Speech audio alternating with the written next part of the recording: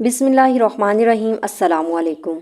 ایک شخص اندھیری رات میں فجر کی نماز پڑھنے کے لیے گھر سے نکلا۔ اندھیرے کی وجہ سے اسے ٹھوکر لگ گئی اور وہ منہ کے بل کیچڑ میں گر گیا۔ کیچڑ سے اٹھ کر وہ گھر واپس آیا اور لباس تبدیل کر کے دوبارہ مسجد کی طرف چل دیا۔ ابھی چند قدم ہی چلا تھا کہ دوبارہ اسے ٹھوکر لگی اور وہ دوبارہ کیچڑ میں گر گیا۔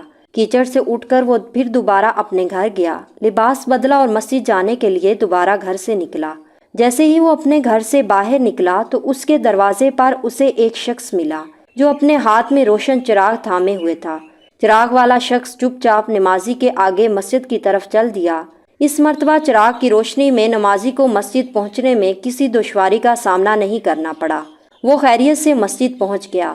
مسجد کے دروازے پر پہنچ کر چراغ والا شخص رک گیا۔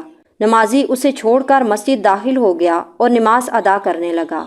نماز سے فارغ ہو کر وہ مسجد سے باہر آیا تو وہ چراغ والا شخص اس کا انتظار کر رہا تھا تاکہ اس نمازی کو چراغ کی روشنی میں گھر چھوڑ آئے۔ جب نمازی گھر پہنچ گیا تو نمازی نے اجنبی شخص سے پوچھا، آپ کون ہیں؟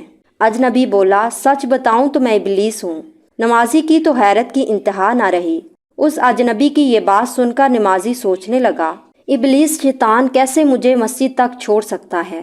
اس کا کام تو لوگوں کو بہکانا ہے۔ تو اس شخص نے بڑی حیرت کے ساتھ ابلیس سے پوچھا، تجھے تو میری نماز رہ جانے پہ خوش ہونا چاہیے تھا، مگر تم تو چراغ کی روشنی میں مجھے مسجد تک چھوڑنے آئے۔ ابلیس نے جواب دیا کہ جب تمہیں پہلی ٹھوکر لگی اور تم لباس تبدیل کر کے مسجد کی طرف پلٹے تو اللہ تعالیٰ نے تیرے سارے گناہ معاف فرما دیے۔ جب تمہیں دوسری ٹھوکر لگی تو اللہ تعالیٰ نے تمہارے پورے خاندان کو بخش دیا، جس پر مجھے فکر ہوئی کہ اگر اب تمہیں ٹھوکر لگی تو اللہ تعالیٰ کہیں تمہارے اس عمل کی بدولت تمہارے سارے گاؤں والوں کی مغفرت نہ فرما دے۔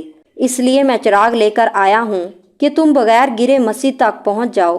اس شخص نے جیسے ہی بات سنی تو اس نے اللہ تعالیٰ کی بارگاہ میں اپنا سر جھکا کر اللہ کا شکر ادا کیا۔